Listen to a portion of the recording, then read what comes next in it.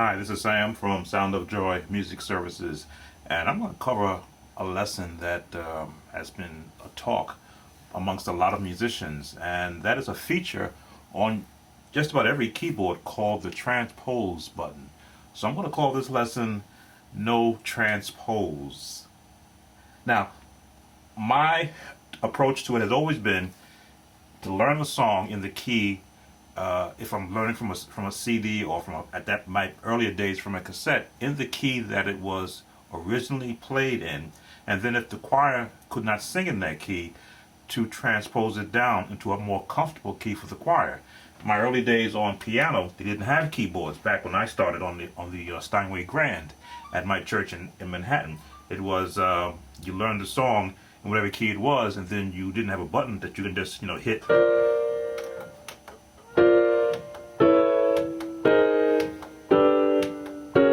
As you can see, 4 hits, and I just play the same note but drop down 4 keys. We didn't have that back in my day. I had to learn the song in whatever key that it was in, and then depending upon if the choir could not hit the higher notes, transpose it down. Let's take it to the key of C, which is everyone's pretty much starting key. You'd be surprised how many musicians can't do what I'm going to show you right now. Mary Had a Little Lamb in the key of C. I challenge a lot of musicians on my course, if I get to speak with them either in a chat room or on Skype. Can you play for me Mary Had a Little Lamb, just the melody in the key of C? And you'd be surprised how many struggle to find the first note. If you know your scales and you have a good hearing for pitch, the first note, Mary, should be easy to find. It's always the third note from the root.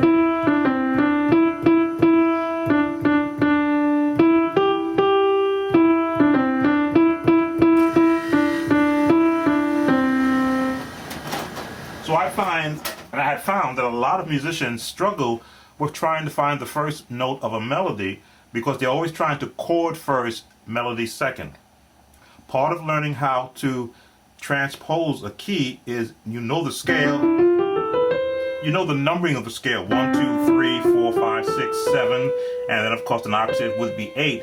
Whatever key you go to, that beginning note of that melody will always be in that key. So if I'm in C, if I'm in A, if I'm in D, if I'm in A, I went there already, B.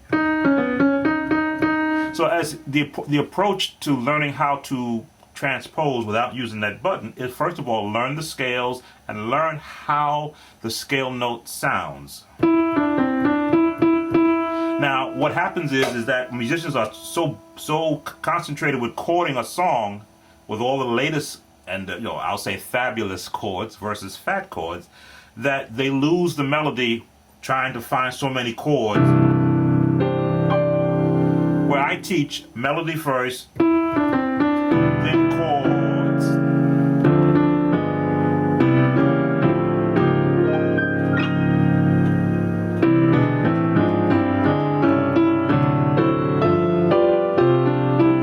I should be able to do that in the key of B also. Let me see.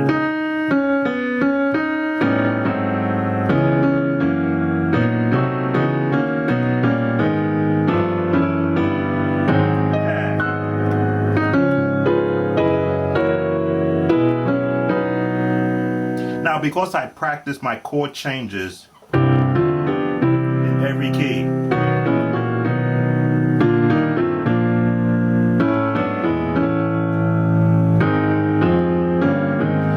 when you go down in keys, of course, it becomes a little muddy. So that's why I'm struggling down here, because I'm used to having the chords broken up.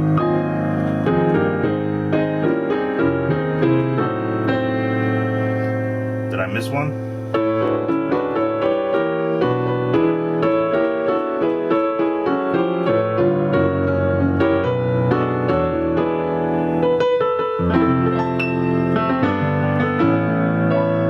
Okay, enough of that. So the idea is once you understand where the melody is going, and now you practice the chords that are found. And on my course, I teach you the chords, what I call the scale and chords.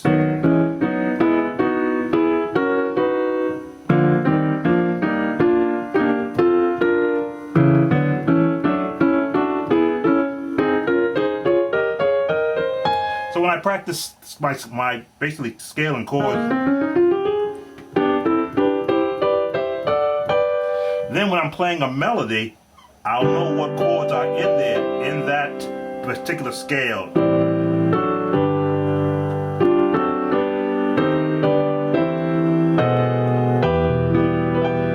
And because I know tones,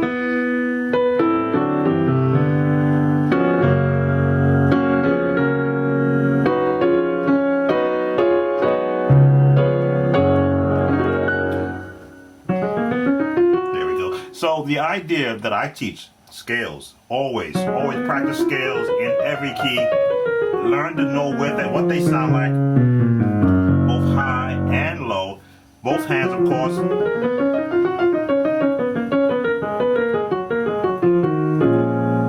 And then practice, of course, first of all, your triad chords, which are just 3 notes.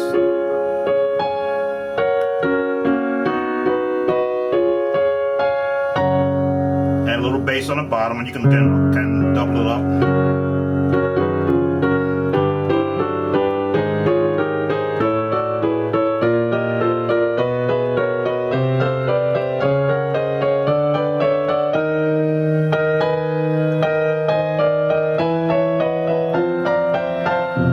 As you see, I'm just doing the same run, but changing keys so that I can hear the same chord changes, understanding the fingering of the notes that I'm doing, and let the bass hand give me a nice bottom. Would I stop? The song I Give Myself Away is done in B flat.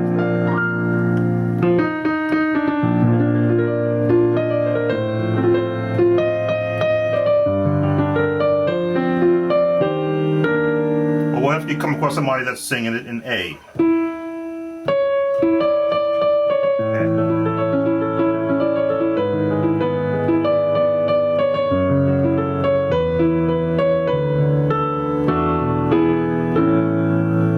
Or if they want to sing it down in A flat.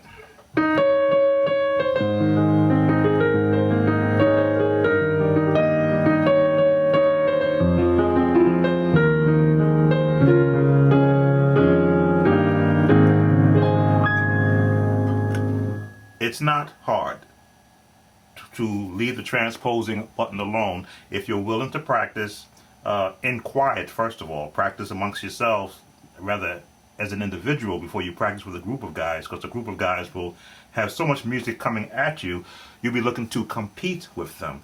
When you're practicing alone, you can't compete with yourself other than, what can I learn in this key?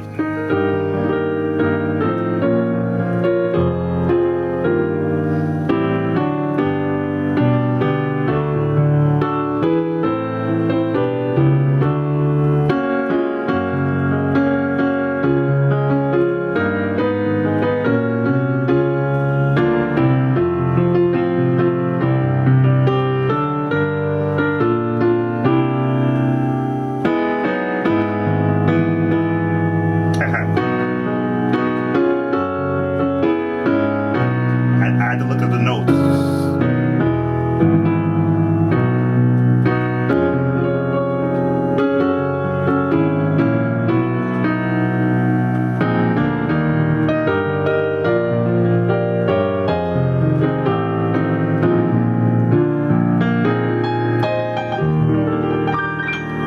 When you practice with a purpose, which is what I try to teach on my site, practice with a purpose of being able to first understand the melody of the music, understand the chording behind the melody of the music, and then be able to add all of those fabulous chords that you have. I'm not against fat chords, I'm not against fabulous chords, but I am against no melody being played so that those chords don't have anything to sustain them. Again, it's really a matter of uh, making the decision to commit yourself to practicing. Scales first, of course, and then chords.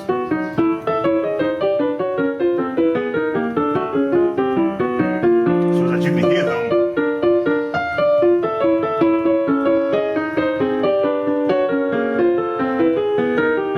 And then when you got that melody,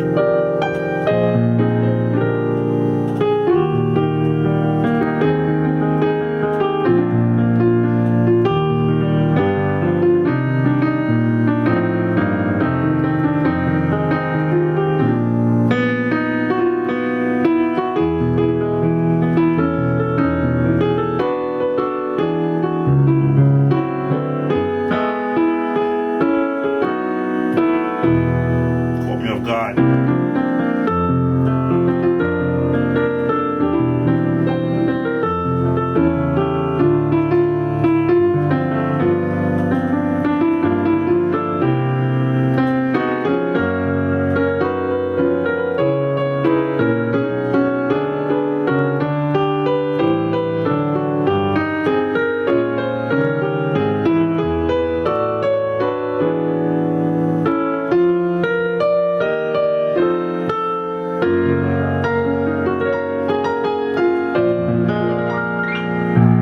So, anytime you want to get an idea of the approach to gospel music that I use, please stop by www.samsmusiccompany.com and let's make music. This has been a Sam Tolbert Sound of Joy Music Moment.